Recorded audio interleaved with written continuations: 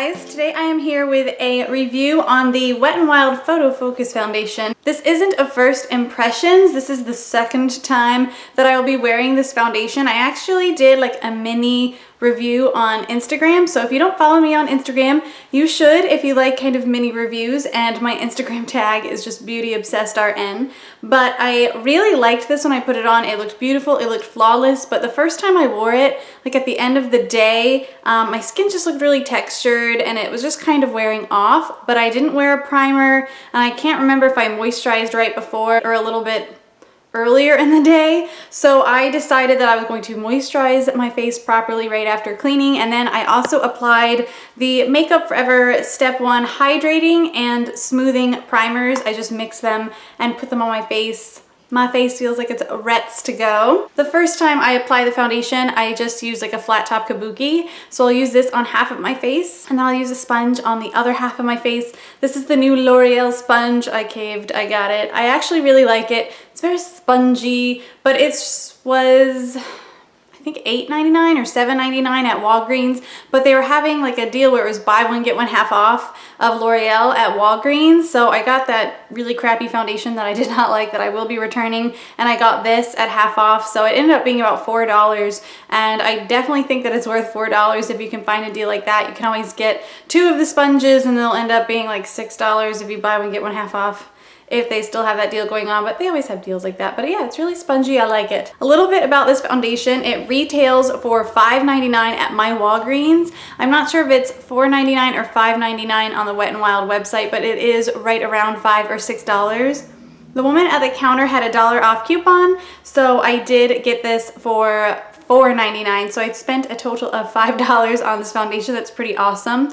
I got the lightest shade that they had in the store, which is Nude Ivory, but if you go on their website, they have a lot of shades. They have like 20 or 30 shades or something crazy. They have a lot, and they have ones that are lighter than this, and they do have ones that are very deep. So it really just depends on if you can find your shade in store or not. They only had about 10 shades in the store that I was looking at, and this was the lightest. I didn't get the concealer or anything because, like I said, I am on a tight budget, and I just really wanted to try the foundation because I love my Tarte Shape Tape concealer. I don't really feel the need to try other ones right now because I really like that one, but I am still on the hunt for my absolute favorite perfect foundation, so I wanted to try this out. And excuse my eye look today, it was going pretty well, and then I used one of those glitter injections that I said I hated on the lid because I was like, I want to be sparkly, this is the only glitter I have, and I was gonna give it a try. Maybe I was too harsh. No, I still hate them. They get all over your face.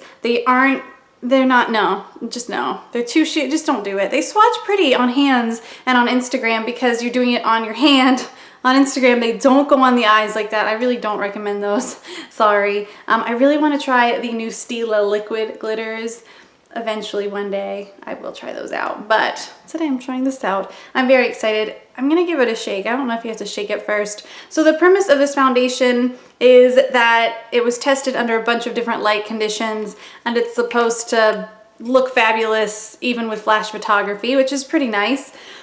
Wet n Wild is cruelty-free. They don't test on animals. You get 1 fluid ounce of product, which is pretty standard. It's a nice glass bottle. You don't have a pump, but you have a spatula, which I actually like better because then I don't have to get my hands dirty. So I am going to apply it to this half of my face, and then I'm going to use the sponge, I think, on this half of my face. I'm going to zoom you in. All right, so I'm just going to use the flat side of this new L'Oreal sponge to blend this out. I am so pale, it makes me sad how pale I am, but this looks like a perfect match if I'm matching to my neck. At least it does. And my viewfinder and this lighting, I was dumb, I didn't bring a mirror in here with me, so all I have is my beautiful viewfinder. It blends out really easily. I'm not having any issues blending this out. I definitely say I don't get full coverage on one layer of this foundation. I would say that it takes at least 2.5 to get like major full coverage, but I don't wear super full coverage every day. I kind of like it when you can see my skin peeking through, and I know it looks like a crazy difference between the foundation and my normal skin, but that is because I have a lot of freckles, I have a lot of redness but I promise this is actually a good shade for me, which is so crazy. This is what one coat of the foundation looks like with the sponge. As you can see my freckles, you can see like that little blemish there and any imperfections, but it does look good. It looks very even. It's not patchy, blended out very well. So I'm gonna move on to this side of my face. Like I said, I'm gonna use the Wet n Wild flat top brush on this side. That brush, I think I paid like $3 for, $2 for. It's really cheap. I mean, it's not cheap, it's just affordable. I think cheap isn't polite, right? Oops, my bad. That's okay. So this is what it looks like. It's not as dense as like a Sigma brush or anything, but it will do the trick. And if you are on a budget and buying this foundation because you're on a super tight budget, then you will most likely be able to afford this brush, which is another reason why I wanted to use it and see how it applied this foundation and blended things out. It is blending things out really nicely, actually. Caduceus is licking his dog toy, so I'm really sorry if you can hear it.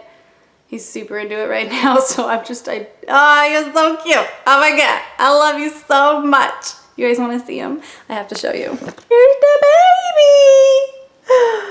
Say hello. Oh my God.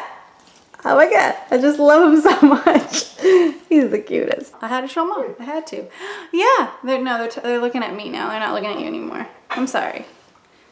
This is what one layer looks like on the side with the brush. I actually don't know why, but I think I like the brush side more. Although I think it looks more textured. I'm not sure, so I'm just gonna pat over it with my sponge. See if that does anything. I don't know. And this is one layer. I think that it looks really nice like this, but I will build it up a little bit. Hopefully that's not gonna give me cake face or make me look more textured, but we are gonna go ahead and do it because a little bit more coverage might be nice.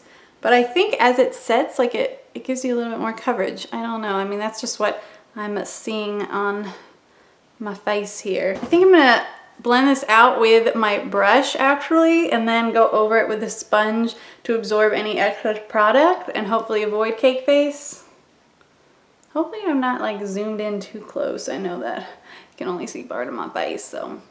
Again, so easy to blend out. This literally is taking no time at all, and it's not going patchy anywhere. I'm just gonna go over that with my beauty blender, or I'm sorry, my L'Oreal sponge to absorb any excess and really kind of press it into my pores, which sounds weird, but that is a really good trick to kind of make your makeup last longer, is to really press it in there, and it just gives you more of a flawless finish. I don't know, at least I think it does. And this is what 2 layers looks like. It still isn't 100% full coverage. Like I said, you can still see freckles and everything, but I do bring my concealer down, so I'll hide most of that. But if you have like a lot to cover, you might even have to layer this up more. It's again not a super full coverage foundation, which for some reason I thought it was going to be, but I don't care. I think it still looks really nice. I mean, I think that it looks very good on the skin, but I thought that it looked really good the first time that I used it, and then throughout the day that it didn't just wear all that fabulous. But looking in my like camera here, I think that it looks beautiful on the skin. I can still see texture like on my face around here. Everyone's saying that this just gets rid of all their texture and they look really flawless and fabulous. And I do think that it looks nice, but I can definitely still see some texture. So I don't know if it's just me, but I am gonna go and finish my face, and then I will be back with the finished look. And then I should be back later with an update. Time right now is just around 3:30. I'm working night shift tonight, so I'll be wearing this for a while, but I'm gonna go and finish my face and I'll be right back. All right, guys, so this is pretty much the makeup starting point. The time is 3:46. I haven't put my lips on yet because I put on my scrubs, and my hair clearly wasn't done. I could go out like this, but I think that my coworkers might make fun of me, so I'm not gonna do that. But I do like the way that the foundation is looking right now. It does look really flawless. To set my face, I used the Photofocus powder that they are selling, you know, in the same line as this foundation.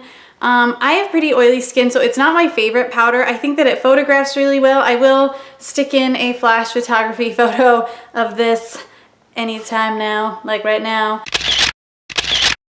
the powder's okay, but I don't feel like it super sets my face, and I have pretty oily skin. I don't know. I think if you have drier skin, you might really like that powder, but it's not my favorite.